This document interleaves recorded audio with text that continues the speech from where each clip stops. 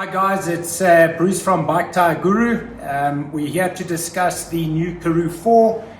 Warren, welcome on the show. Thanks. I know you had the first episode with Sean, telling him all about the event, so I won't go into too much there.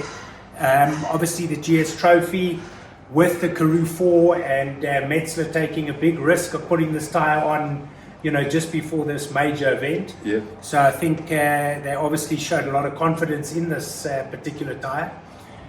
Just for sake of audience, I haven't ridden the tyre. We didn't test the tyre. We managed to get a set for Warren about 72 hours before he left for the trophy, just to try and get a bit of a feel, because obviously landing there on a new bike with these new tyres, he wasn't used to riding them. As far as Metzeler concerned, they're saying that the Karoo 4, obviously it's the evolution of the Karoo 3, specifically for your adventure bikes and the maxi enduro bikes. Warren, just tell us a little bit. They're saying here, scoop-shaped knobs gives exemplary off-road traction, bottomless dirt, self-cleaning with the tread blocks, etc. What was your experience, Well, the experience that we had there in Albania was we had from all extremes, from loose rock, loose stone, to cobbles, to sharp rocks, and the grip was phenomenal on these tires. They just, wherever you needed traction, they grabbed. When we were in the mud in the mountains, there was amazing, and the cleaning process of the tire, as well as getting rid of that excess mud, was absolutely amazing. Okay, so they're also claiming, extreme abrasive, obviously rocks, critical environments where you can get sidewall tears, the cutting of the tires, etc. I mean, as you said, you rode all terrains. Yeah. The type of rock that we rode there was actually a shredder, a tire shredder. I must say, I didn't see one tire wall on 126 bikes that were there. Not one tire wall was cut. Okay. The knobbies took quite a bit of strain. You could see they were working hard. Okay. But the stuff was extremely sharp. If you hit it wrong, I think with another type of tire, you would cut your sidewall. All right. So the Karoo 3 is very well known for its really tough and hard carcass.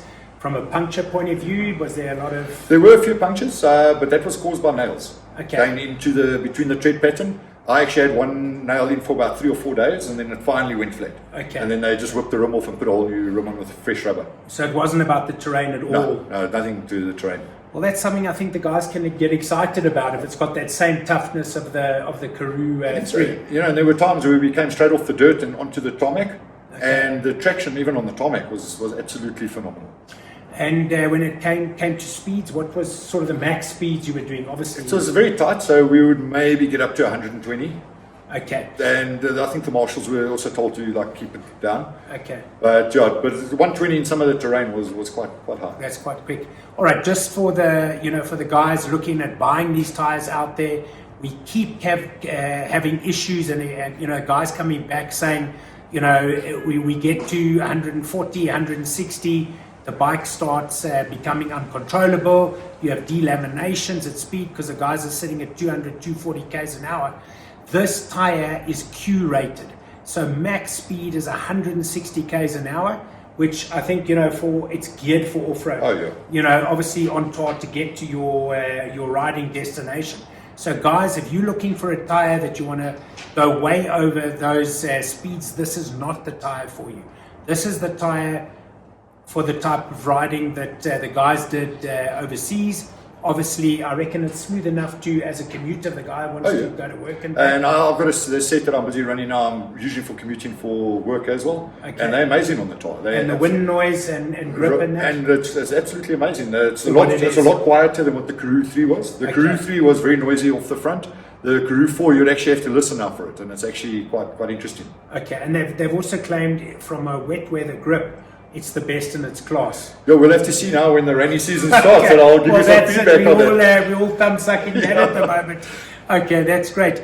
And just an overall comment. I must say, I've actually found my new go-to tire. Really? I think this is where I'll stick now. And because I've had it now in Albania, we tested it, and I've got full trust in this tire. I think it's a winner.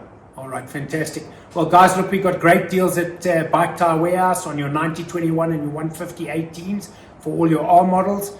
And then obviously the 120, 170s for the S models, the LCs. They haven't brought out the 110, 150 setup yet, or the 21 front. So your smaller, the 800s, you're just going to have to wait a little while longer. But we're well stocked on the popular sizes.